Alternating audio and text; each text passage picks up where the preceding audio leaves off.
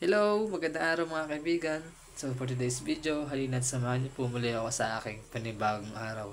At ngayong araw nga po ito ay samahan niyo po akong magtanggal o maglipat ng aming tanim na kamoting baging.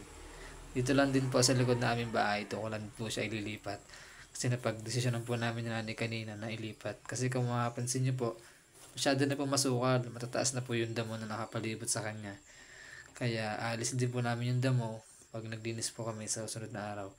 At ayan nga po, pwede rin din po siyang yung mga talbos o yung duluhan nung natanggal ko. Pwede rin po siyang igisa. Pwedeng maggisa po ng sardinas tapos yan yung pinaka dahon, talbos. Ang sarap po nun.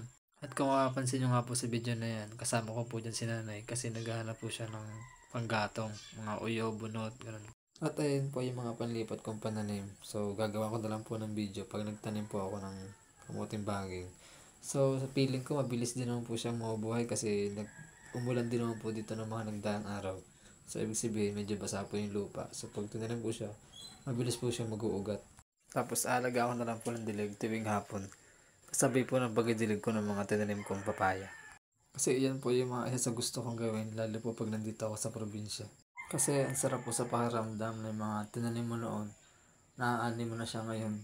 Kaya hindi ako nagkasawang magpasalamat sa ating Panginoon kasi lahat ng bagay o blessings na natatanggap natin dito sa lupa, biyaya po yan na galing sa Diyos. Thank you po, Papa God. At habang naglinis nga po ako dyan kanina, binisita ko po yung mga tinanim kong papaya na nakaraan. Medyo may inilaki na po siya. Kasi umaga at hapon ko po siya dinidiligan. At habang naglilinis nga po at nagabawas ako ng tanim namin kamoting baging dito ay nakakita po ako ng kamote, yung laman niya, kaya agad ko pong hinukay at kinuha. Tapos ang laki-laki po niya, ayan po siya. Pero nakuha na rin po namin siya ng nagdaang araw. Di ko lang po naisama sa video. Naluto po namin doon is kamote Q. Tapos inalamasal po namin siya at nilaga po siya kasi ang sarap ng ganun. Nakakabusog po talaga siya.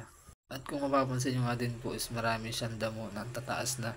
Mas malusog pa yung damo kaysa sa tanim po namin kamoting baging. So yun po yung linisin ko sa sunod na araw.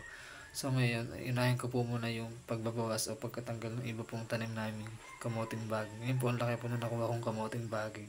Sarap-sarap po talaga. At hanggang dito nga lang po muna ulit. Mag-iingat po kayo palagi. Maraming salamat. Bye-bye!